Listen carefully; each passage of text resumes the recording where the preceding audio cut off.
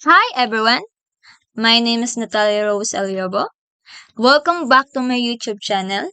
For today's vlog, pag-uusapan naman natin ang isa pang powerful sorting algorithm na tinatawag na quicksort. Ang quicksort ay gumagamit din ng divide and conquer technique. Ang ginagawa nito ay pumipili muna ng tinatawag na pivot. Then hinahati ang array kung saan mas maliliit na numbers ay mapupunta sa left side at ang mas malalaking numbers naman ay mapupunta sa right side.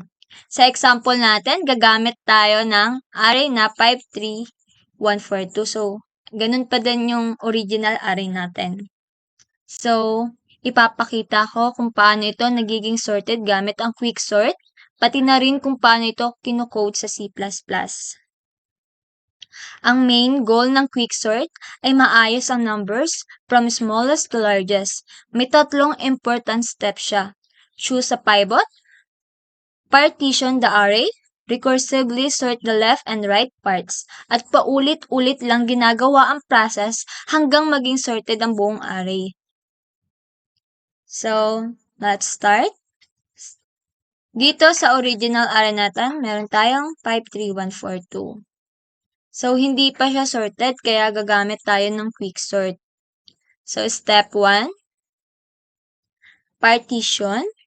Sa first step, pipili tayo ng pivot. Sa example na ito, ang rule natin ay use the last element as pivot. Kaya ang pivot natin ay si 2.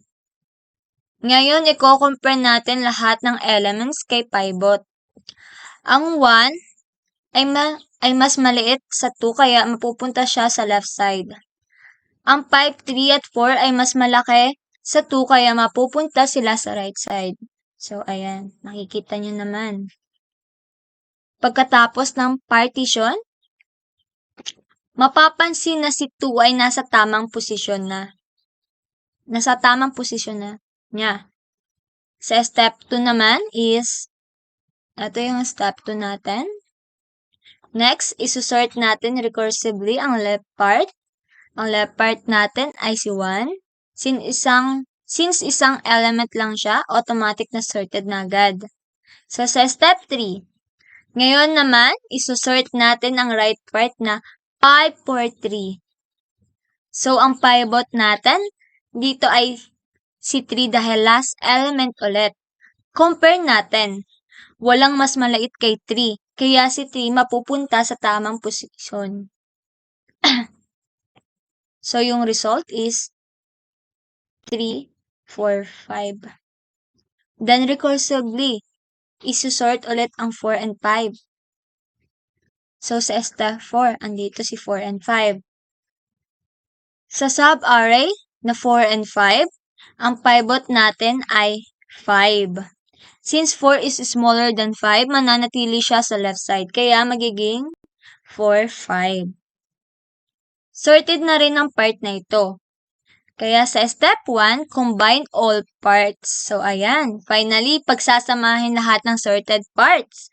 Result, 1, 2, 3, 4, 5. At yan ang final sorted array natin.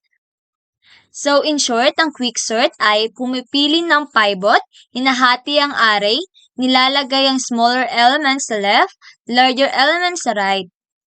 Then, recursively, inuulit ang process, kaya mabilis at efficient ito lalo na sa malaking data. So, punta naman tayo kay Dev C++.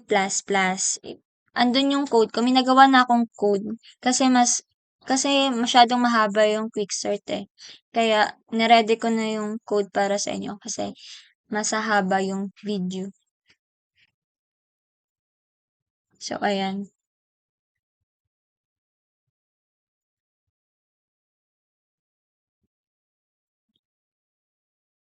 Explain ko na lang sa inyo kung paano sila gumagana. So, ayan. Eto. In partition. Ito yung partition function. Ang function na ito ang naghahati ng array based sa pivot. Eto. Eto naman, Kinukuha natin ang last element bilang pivot. Ito yung pivot. Tapos, ito naman sa for and na may low and high. Ito yung loop for comparison. Ikukumpara nito ang bawat element kay pivot. Ito naman yung swap. Ginagamit ang swap para magpalit ng pwesto ng elements. At ito naman, ang final pivot position. Nilalagay nito ang pivot sa tamang posisyon niya. At ito yung quicksort function. Ito naman ang recursive function na paulit-ulit na naghahati at nagsusort ng array. At ito yung recursion. Inuulit nito ang process sa left and side parts.